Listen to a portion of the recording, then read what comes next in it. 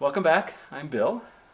I have with me here a Coleman Model 414 two-burner camp stove. This one was made in April of 1963, so it's an earlier specimen of the 414.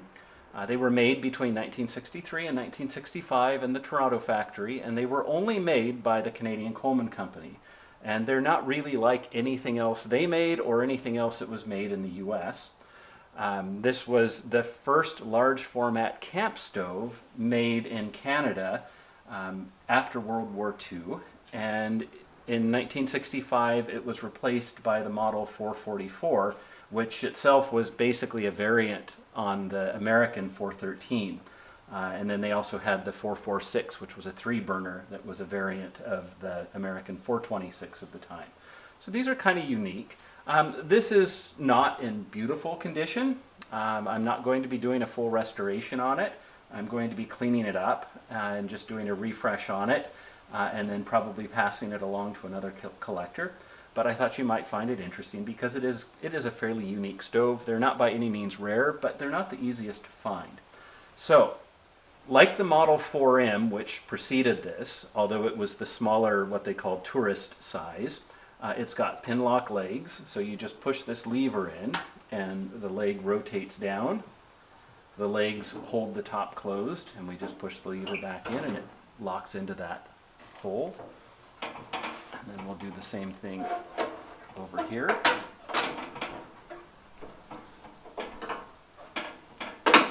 Until they get rusty, it's a good, nice, secure way to have legs for the stove and to keep the lid closed. The lid opens up. You see inside. Now this is unique also for Canadian camp stoves after World War II, in that it is the only one that has, everybody calls it a towel rack, and in the US they referred to it as a towel rack, but if you fold it back, you can use it as a towel rack, but it's actually designed, it's a leg, and it's just the right height so that it matches the height of the front of the stove. I don't have space here, but you can fold it back a full 180 degrees and use this as a flat surface behind the stove, a table or what have you. Most people, however, will fold the windscreens out and attach them like so. Now, the grate is hinged, and I think someone has taken this apart before because it's not really secured in there. These little tabs should be facing the other direction so that the grate is secured. And this one's also kind of unique in that it has the old cylindrical tank, but this is painted red.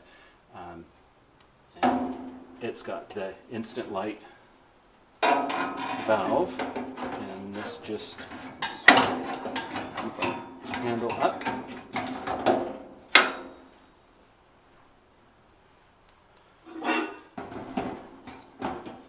And it's ready to go. So it's got similar burner and manifold design to the later 444s. The one unique thing on here is that, and this is, it's not quite seized, we'll have to do some work on that, but the auxiliary control knob is on the front, which makes it popular with a lot of people. I certainly prefer that as to having to reach around the side. So let me reposition things and we'll start tearing into this. So first things first, the grate. Normally some screws need to come out of the back. We'll see those in a minute, but someone has already taken this out and reversed the clips back here. Makes it a little bit easier. And this guy is just spring-loaded. So let's move to the rear of the stove.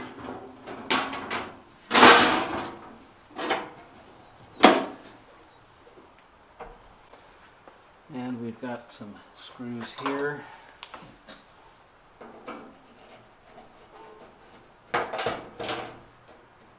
I'm not sure these are the original. I don't know if I recall seeing Robertson head screws on one of these before.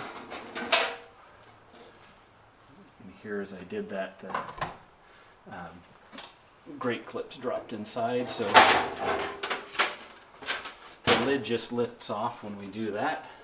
And yeah, you can see these clips are a little bit bent out of shape, and they were actually put in backwards.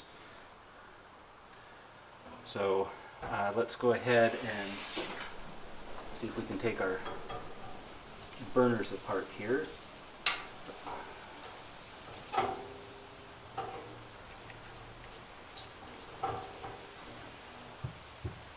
And this is just like the 4M or other stoves of the time. Primary burner.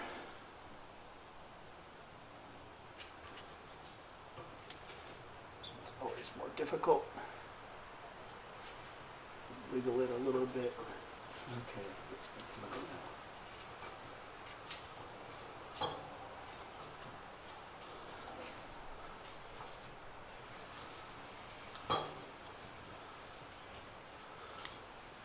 I think if I keep going on that, it's going to snap off. So what I'm going to do is take the whole manifold out. We'll put some penetrating oil on that, and we'll come back to it later. So we may have to do the same thing down here too.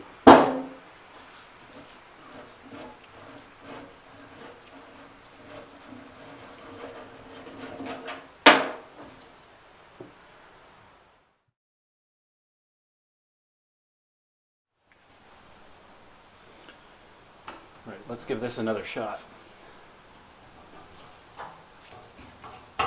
That's good.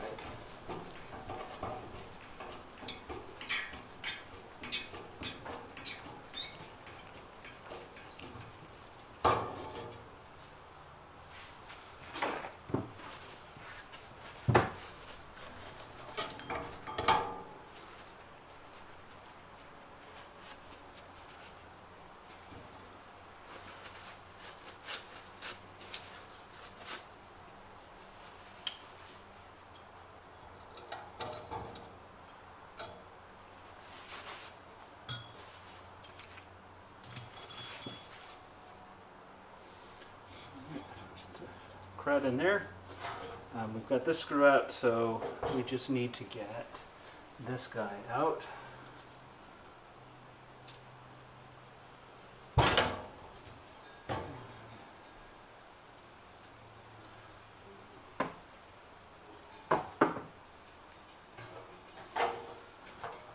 Let's see what we can do from the bottom.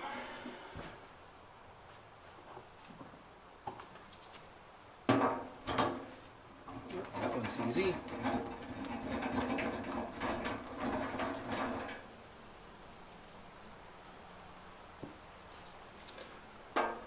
This one probably will not be nearly so easy. Okay. Let's see if we can get some more leverage on this.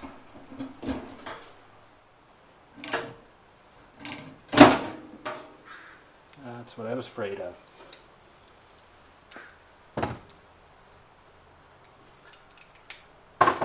Oh, we've got it out. And we'll have to drill it out.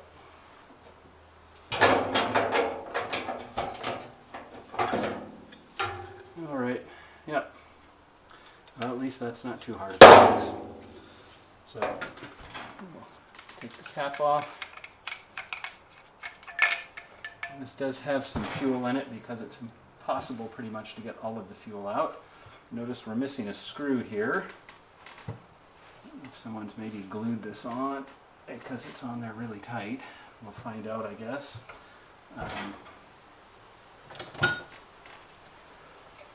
Remove our pump.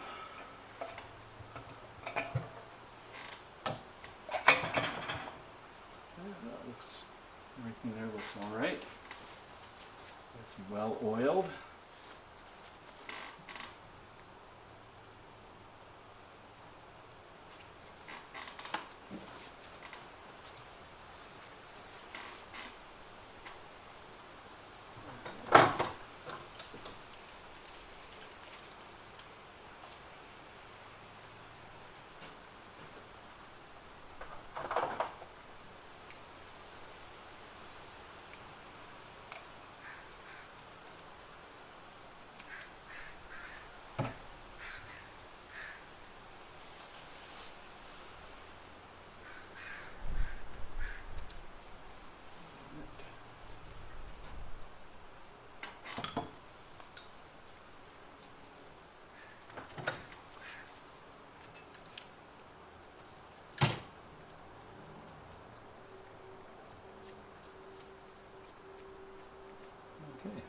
get all of that cleaned up now.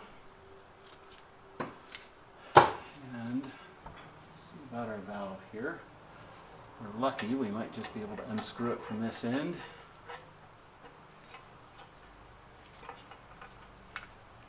Oh, and we're going to be lucky. I did not expect that.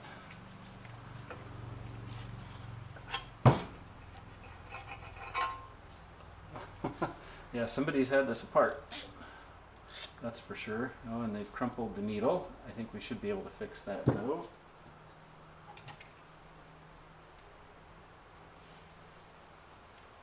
No, we can't. It's basically broken. All right, so I'll be pulling a generator or a needle from something else for that. I should have a spare around here somewhere. And take our valve apart.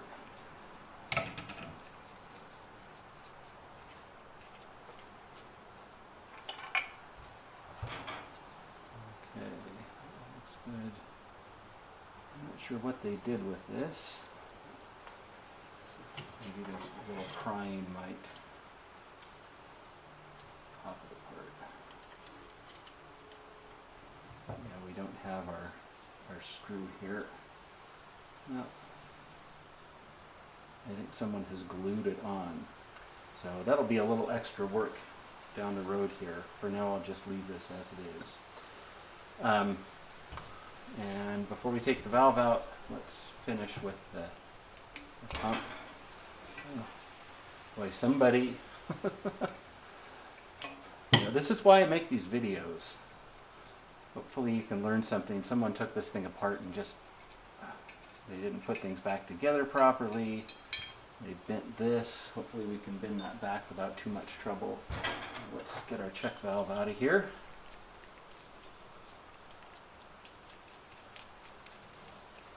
Like I say, if you don't have a check valve tool, it's best just to leave the check valve alone.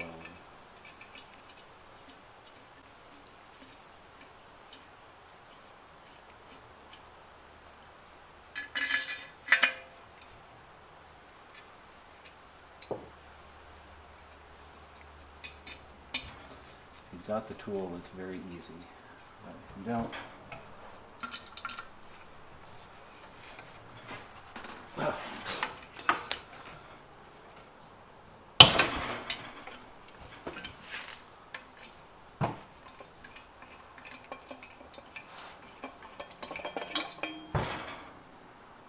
yeah, somebody tried to take this out before.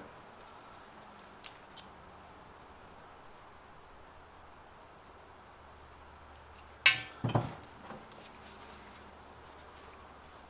can see where they gouged it with a screwdriver. But it sounds like it should work. Now this guy, let's grab a big crescent wrench, put this on its side. Grab that square top and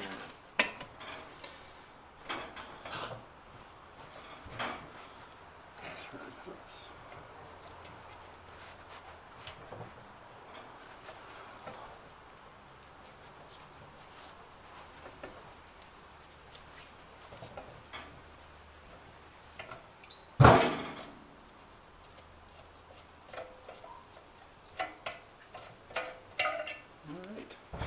There's our tank.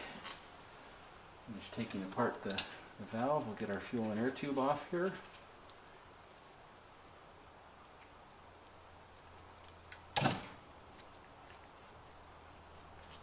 This guy is fixed in there. It's crimped. You can pull it out and push it back in, but the more you do that, the looser it'll get. So that's everything. So it's basically the same as the 4Ms, just everything's bigger. So we'll get everything cleaned up now. I'm going to start with some water and some simple green cleaner and degreaser.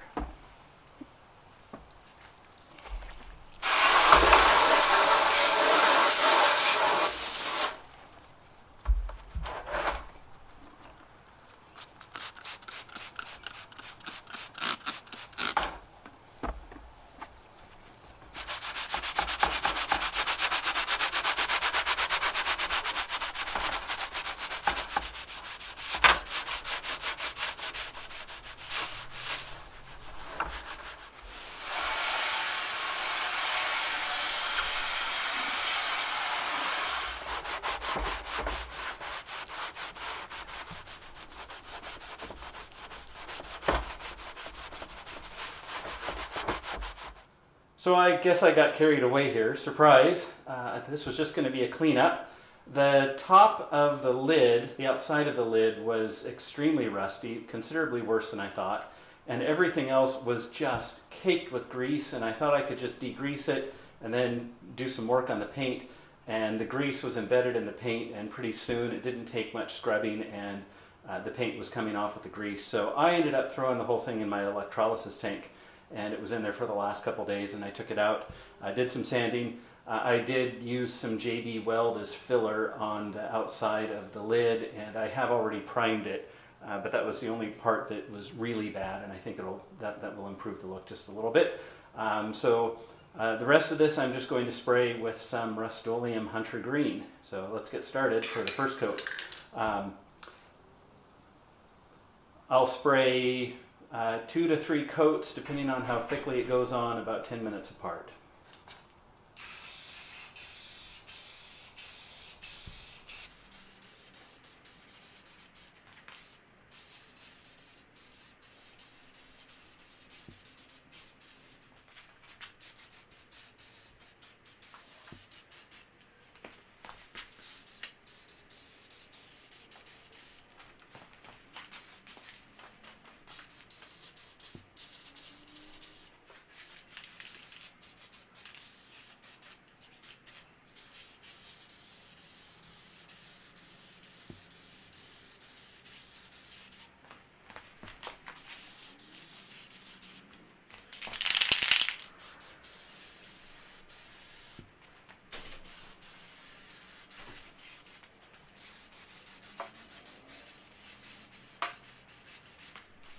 Coat number 2 on the inside.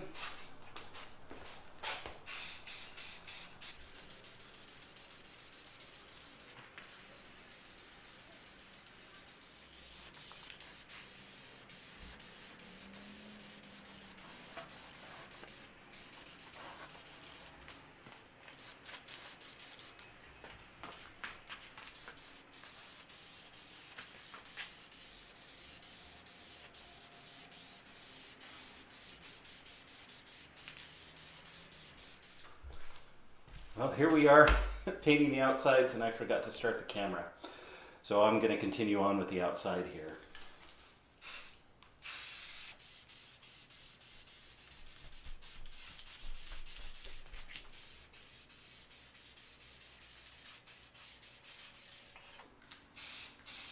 One advantage of taking the wings off, which is a little bit of a pain, but one advantage of taking them off is you don't have to worry about sags in the paint because it's laying flat. So that was the first coat on that. I'm going to do my final coat on the rest of this now. And I'm going to adjust the angle on the legs just to make sure that we've got everything. As I can see, I missed a spot over here. And probably over here too. All right.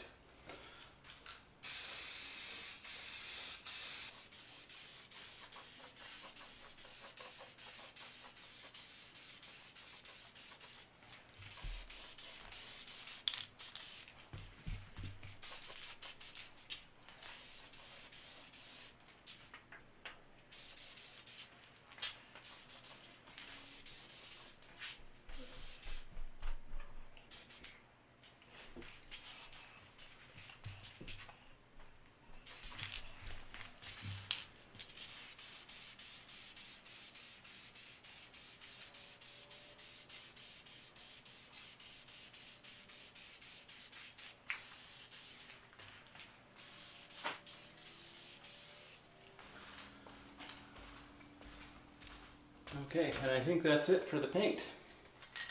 It better be, because I'm just about empty. So the electrolyte solution is pretty murky, but you can see down there the manifold and the grate. I've got the burner bowls and the caps mounted as well. This will remove the rust. We'll pull it out tomorrow. Here's our stove soup with all the small parts, brass in one pot, steel in the other, and I've got a mixture of about 1 teaspoon of citric acid power per liter of water. And these will simmer away for maybe 30 minutes or so, and then I'll clean them up with some steel wool.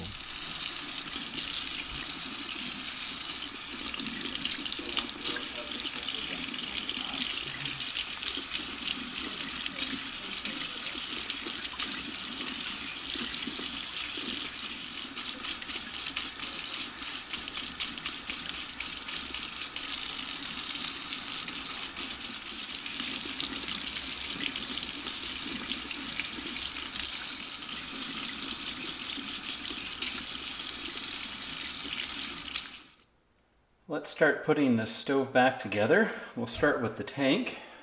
So just screw the fuel cap back on here. And let's deal with this pump.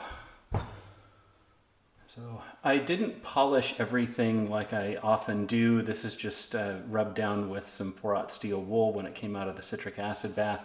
I did polish the nickel parts on the pump and on a couple of the external screws, but that's all the polishing I did. I kind of left this more like it would have come from the factory.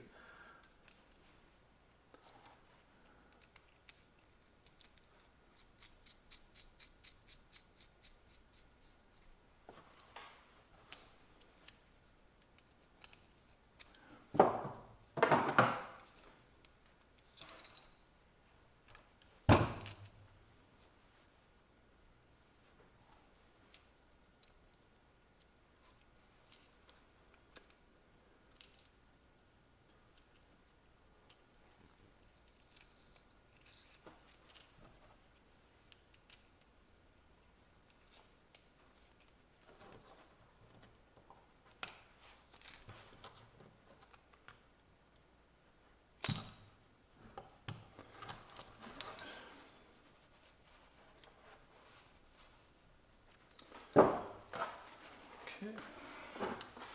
I'm going to put some 3-in-1 oil on here. Any oil that's not vegetable based should be fine. Vegetable based oil goes bad, gets gummy, and then hardens and will make a mess.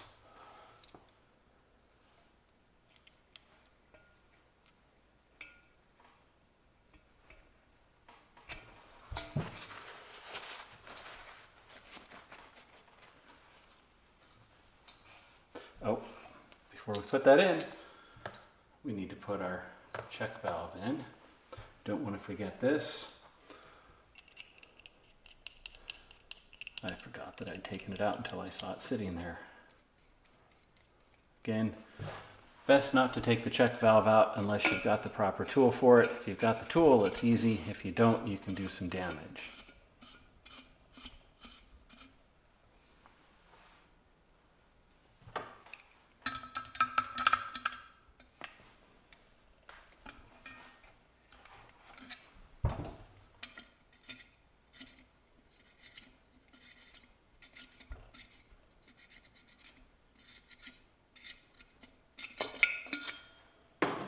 Okay, now let's put this pump in.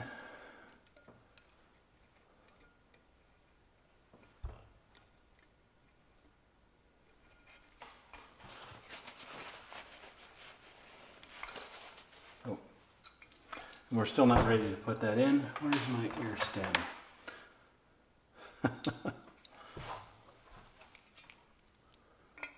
It's a good thing my head's screwed on. I might forget that too.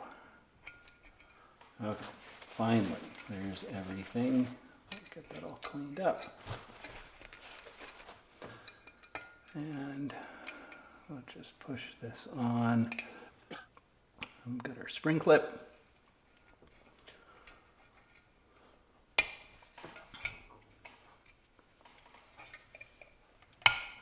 There we go. All right, that works.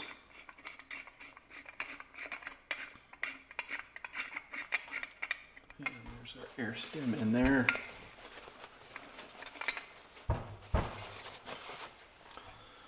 Okay, valve. So the original valve stem, just see by comparison, it was sheared off. And you can see it's in the wheel. It looks like someone tried to, I'm not sure what they did, but they had it sort of glued on or maybe epoxied on. It took some doing to get it off. So I've pulled the valve stem and another knob from a 444 that I have sitting around. I'll put that on in a minute, actually. And the rest of it should all be the same.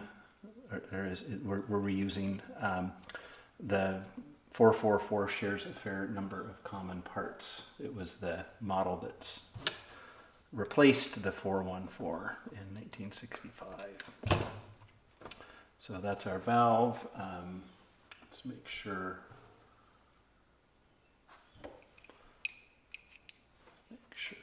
that guy's snug.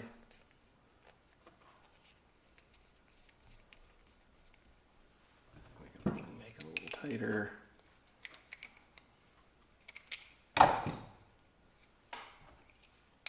Don't want it to leak. I think that's good. Now I will put some thread sealant on the threads here.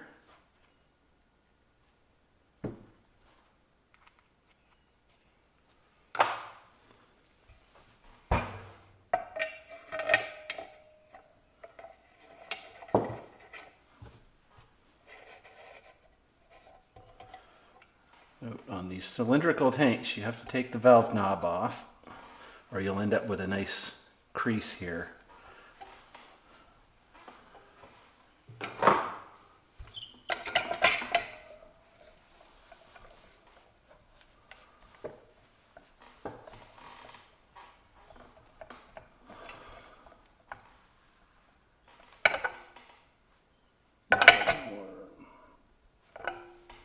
That looks pretty perpendicular.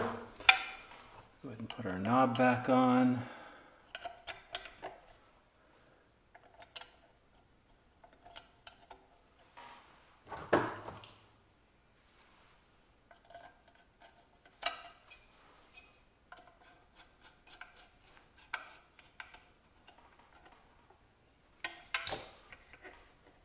Okay. That's all good. Now, I did pull the cleaning needle from the 444 that I've got, and a little interesting bit of information, just in case you need to know this.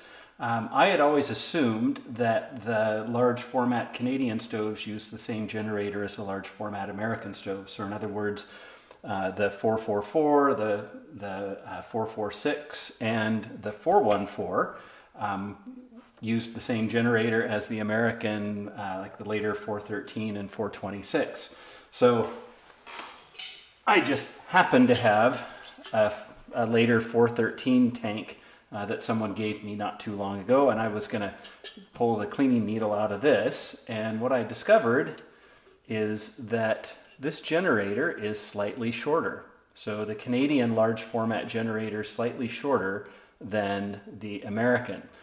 So I ended up going down below into the dark abyss that is my crawl space and finding the junk 444 that I saved down there. And I pulled the cleaning needle and some of the valve parts from that. So yeah, they are not compatible. In fact, I even went online, went to oldcolemanparts.com and checked their parts list. And sure enough, the Canadian generator only fits the Canadian models. So if you need to replace a 414 generator or parts of a generator, look for a 444, 446, 432, or 433. So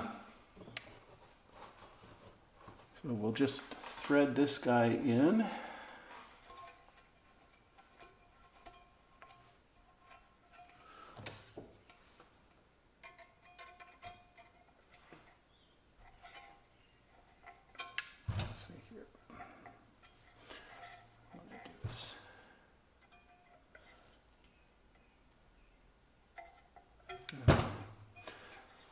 And we'll put our spring on, and both ends of this particular generator seem to be the same, so it shouldn't matter which end goes which, but I know this blackened end is actually, no, this end, so you can see where the rust was, and it's always rusty over that primary burner.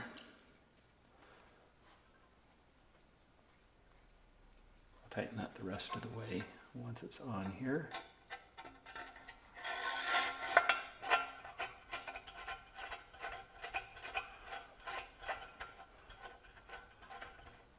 Sometimes you can tighten all of this from gas tip end, sometimes not. We'll see what we can do here.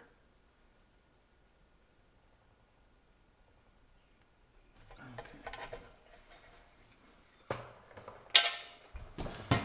All right, there's our tank. Everything should be working properly. We'll get that installed in a bit. All right, now let's put this bottom half together. I'll get these out of the way. So let's put our manifold in first. The knob goes through this little slot here, and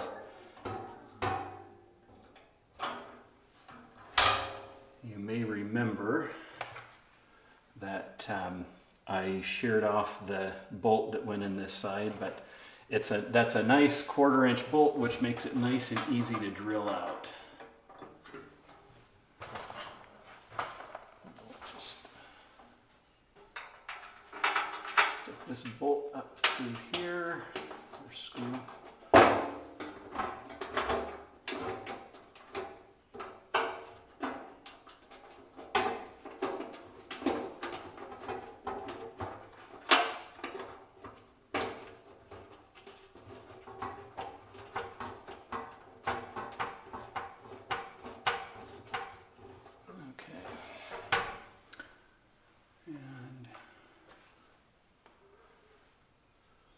I think we'll need to hang this in there like that.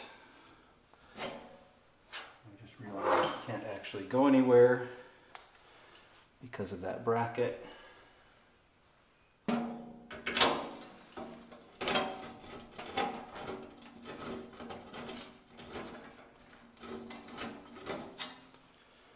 a nice new stainless bolt to go down in this end.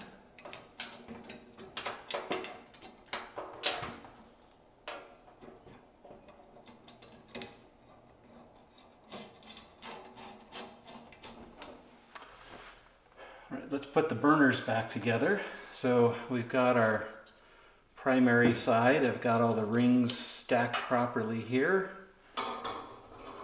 We'll line up this cutout with the manifold. Oops. This side has a long screw. Goes all the way down.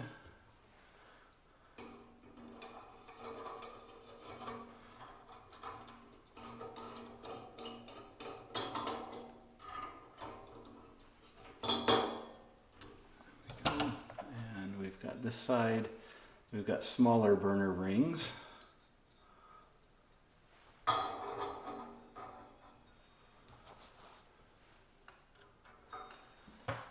Short screw.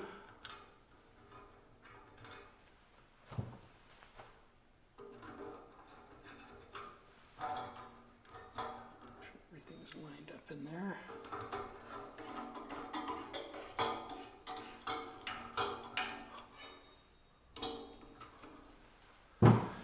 All right, that's that for the lower part of the case. Now we need to put together the lid, and then it goes on and holds the grate in place, which was not how it was when we first opened this up. Someone put the clips in backwards. Okay, windscreens. So we just need to put these back in place, put them underneath these clips, and then we'll push the clips back down. And I think I'm just going to use these channel locks.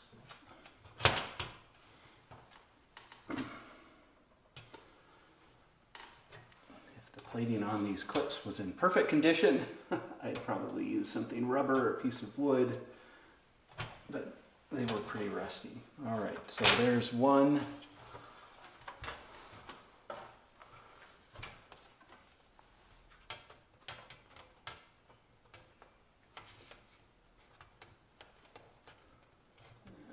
Let's make sure they're straight.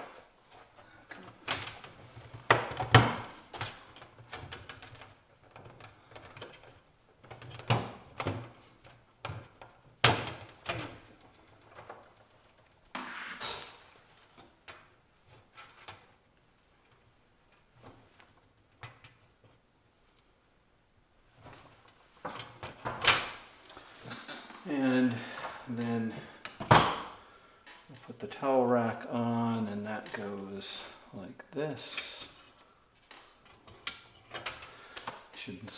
In the States they call it a towel rack. Here, this is the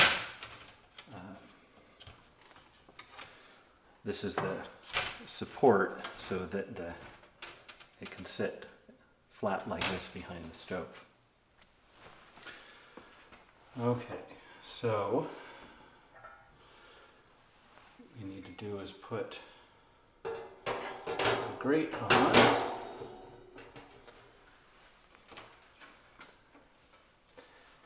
And let's see. I've got these little clips.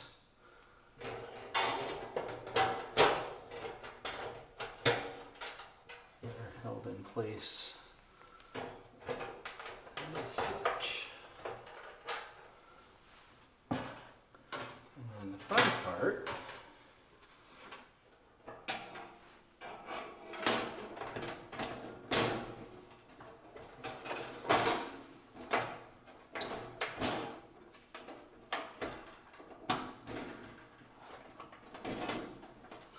let me turn this around so you can see what I'm doing. These hinges, I think maybe the reason someone didn't have it put together properly is because these hinges go on the inside and someone had them on the outside. So what you have to do, we'll see if maybe we get lucky here.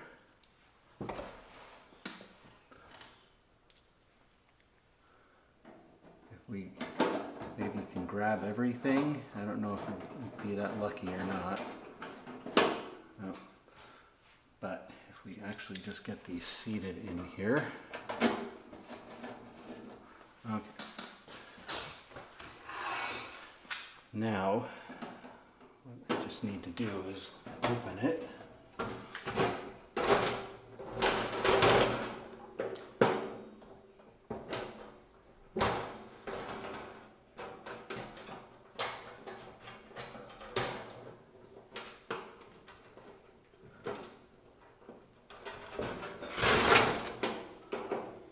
Okay, that's one side. And this side pulled out, so we're just going to take that screw out. Get that back in there.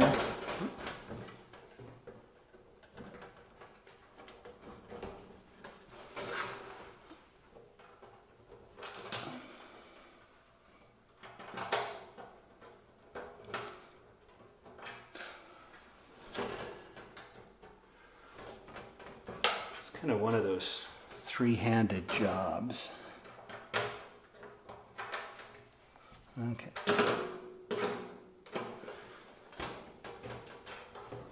Now we can just get the little clip lined up, and I think I've got it.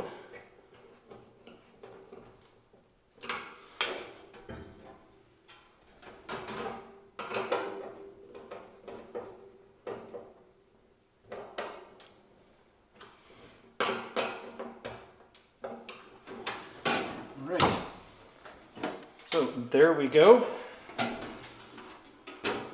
Just put that back.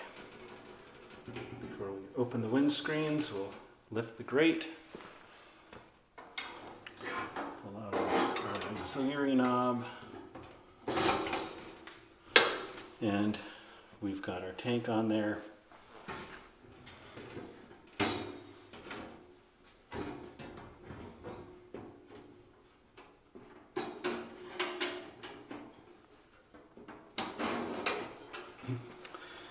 And there we go.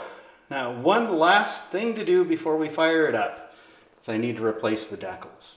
So that's up next. Let's place this decal on the outside of the lid first. So we get it centered here. Just go up.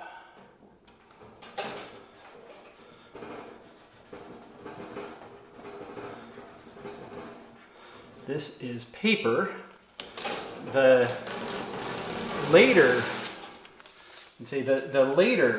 414s had vinyl decals, I actually have never seen an image showing what was on the back of the lid. They may not have had one, but on the inside they had the later clear vinyl decal that had instructions for lighting in French and English. Those seem to be the only ones that have survived because these paper decals actually hold up pretty poorly, especially on the outside. I've actually never seen one and can't find any photos of one with the decals, the paper decals still intact. So let's get this turned around. All right, and now on the inside, that's centered there.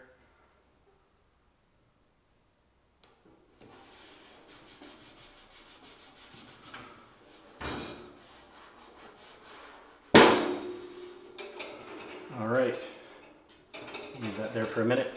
So I've tried to figure out what decals would have come on these because again, these early ones, I haven't been able to find examples with the decals intact. Another one that I've got that actually is dated 1962, I suspect they just had tabs left over from an earlier run of 4Ms because these supposedly weren't made that early. But I expect it was a larger decal than just the Coleman logo based on the glue that was left behind on one of the other stoves I have. And at the time they were making these, there was a simple red Coleman logo decal, but those were water slides, and I know these didn't have water slide decals, they had paper.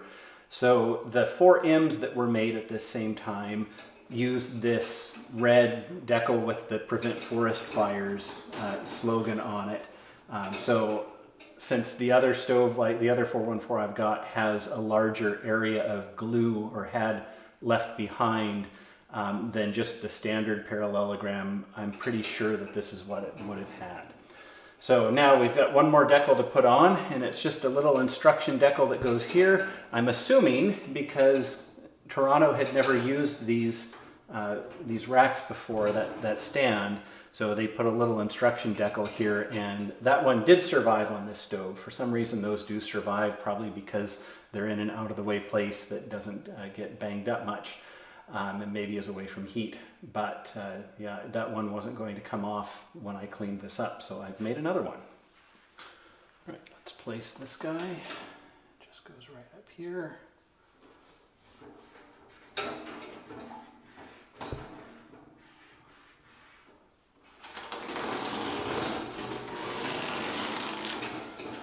All right, and that just says to open lid support, push in the rod and lift. So there we go. The next thing we just need to do is put some gas in here, pump it up, and add some fire. We are now gassed up. Get our auxiliary knob out there. We'll turn up our lighting lever so it doesn't flood. Got my flame out here.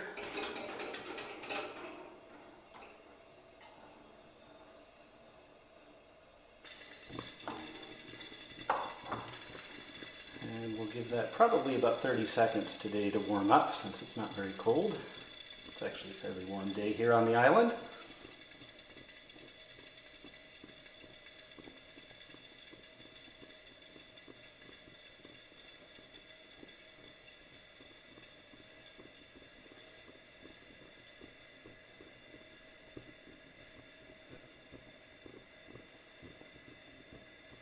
You can kind of tell by the sound, and as the little blue flames even out down there, and as the orange flame begins to fade away, go ahead and replace some of that pressure we lost.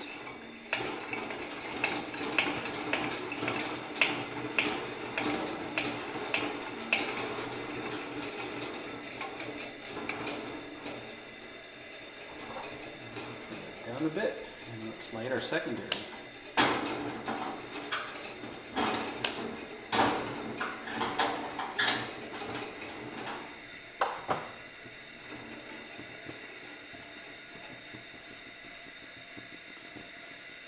And there we go. The 414 is one of my favorite stove models. I used to use one regularly when camping until I started using a camp oven and decided I wanted the extra grill real estate that a 446 3-burner gives. But these are just a really nice design, especially with the auxiliary knob on the front. That was unusual, but it's a good place. Let me turn out the lights so we can see the flame pattern.